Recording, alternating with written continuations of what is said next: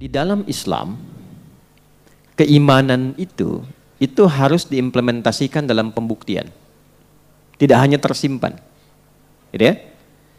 Iman itu amalan hati. Diketahui hati punya amal kalau dibuktikan lewat perilaku. Dan itu setiap amalan hati begitu rumusnya. Contoh, cinta itu bagian dari amalan hati.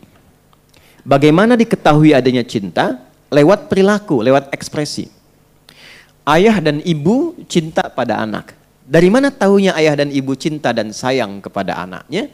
Ketika ayah dan ibu mengeluarkan ekspresinya. Merawat, menyayangi, memeluk, memberikan kebutuhan, mengarahkan pada yang baik-baik. Itu cinta namanya. Jelas? Demikian suami, istri, dan seterusnya. Anak ke orang tua, demikian. Nah, iman itu amalan hati yang paling tinggi. Dan itu sudah sepakat bahkan dalam konteks kehidupan kemanusiaan. Dan dihargai sebagai hak yang pertama itu. Menjadi hak, keimanan itu hak pertama. Implementasinya dalam beragama. Di kita alhamdulillah masuk di pasal 29 ayat 2. Ya kan? Negara menjamin kemerdekaan tiap-tiap penduduk untuk memeluk agamanya masing-masing dan beribadah menurut agama dan kepercayaannya itu. Ya, kepercayaan itu iman di situ. Dan itu dibawa ke semua bagian dari ranah kehidupan berbangsa bernegara. Ya, di Undang-Undang Sisdiknas misalnya, ya nomor 20 tahun 2003 itu di pembukaan di bagian yang kedua itu Undang-Undang Dasar tahun 1945, ya. Kemudian mengamanatkan kepada pemerintah untuk ya menghadirkan satu sistem pendidikan yang meningkatkan keimanan dan ketakwaan pada Tuhan Yang Maha Esa serta akhlak mulia. Kalau masuk di tentara, ya di TNI ada Sabta Marga tuh 7 tuh. Ya, nanti Sabta Marga yang ketiga itu menyertakan keimanan di situ. Jadi satu, kami warga negara Indonesia itu kan yang bersendikan Pancasila. Yang kedua, jadi patriot. Yang ketiga, jadi kesatria. Jadi tentara itu bagian keempat Sabta Marganya. Kami kesatria Indonesia ya yang beriman tuh kepada Tuhan Yang Maha Esa ya serta menegakkan kebenaran, kejujuran ya dan keadilan. Itu ada iman di situ. Jadi negara kita itu bukan negara agama, tapi menjalani kehidupan berbangsa dan bernegara dengan dasar-dasar agama. Jelas ya? Nah, jadi kita bersyukur. Halo, kenapa bengong? Ya. Nah, jadi saya ingin katakan iman itu butuh apa? Pembuktian. Nah, itu baru amalan hati. Kalau terpendam, itu amalan hati. Dari mana taunya beriman? Dari mana taunya ada cinta? Dari mana taunya ada rasa? Kan ada ekspresi. Ya, saya lihat nih ada wajah-wajah single kan di sini. Ya kan? Kan ada rasa misalnya ingin bersatu, gitu kan? Ada rasa mencintai, dibuktikan kan? Pertama lewat apa? Hah? Lewat lamaran kan? Ya kan? Ta'aruf kan? Tak kenal maka ta'aruf, tak sayang. Ta'aruf, kenal itu tidak harus selalu sayang, ya. Ibu kenal dengan suami tetangga, kan tidak harus sayang.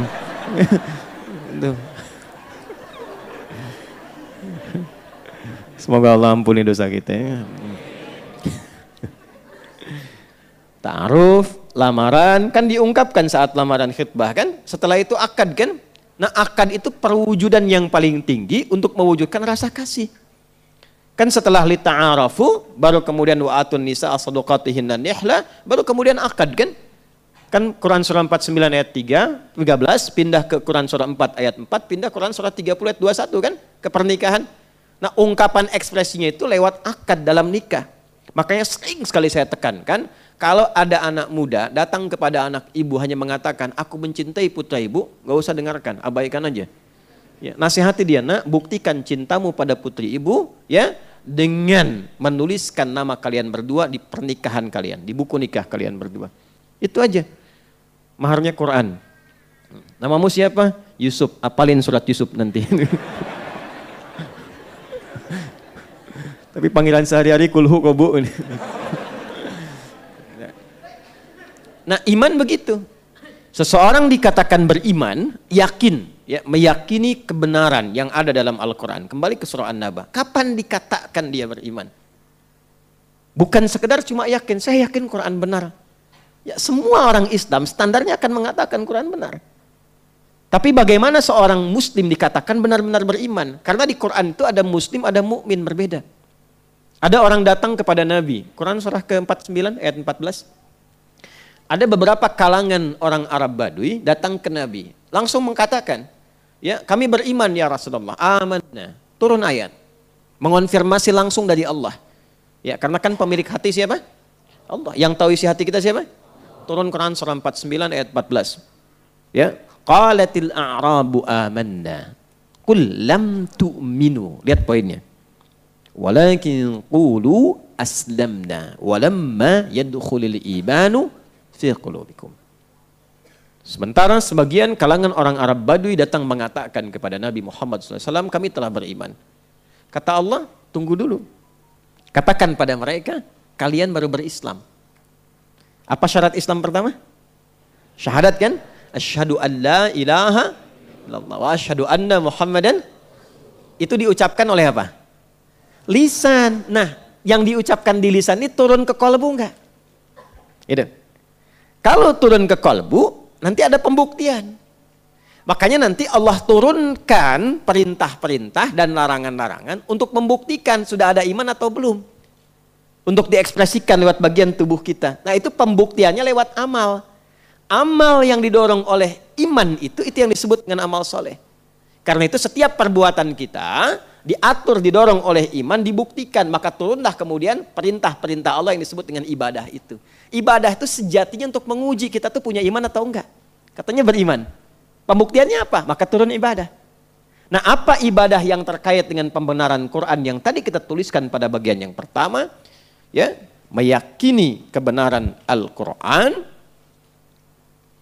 Bagaimana prakteknya? Maka pembuktiannya dengan mengamalkan apa yang terkandung dalam Al-Quran itu sesuai dengan kemampuan kita selama berkehidupan. Karena itu oleh Allah Quran tidak hanya disebut sebagai bacaan, tapi disebut sebagai pedoman hidup. Nah, pedoman hidup. Dalam bahasa Arab, bahkan bahasa Al-Quran disebut dengan hudan namanya. Tuh. Jelas? Ya, Quran surah kedua ayat 185. Syahru Ramadhan alladzi unzila fihil Quran. Hudan. Tuh. Jadi desain Al-Quran itu bukan sekedar bacaan. Dibaca itu untuk memahami isinya. Bagaimana orang tahu isi kalau tidak bisa baca? Jadi baca itu adalah gerbang untuk mengetahui isinya.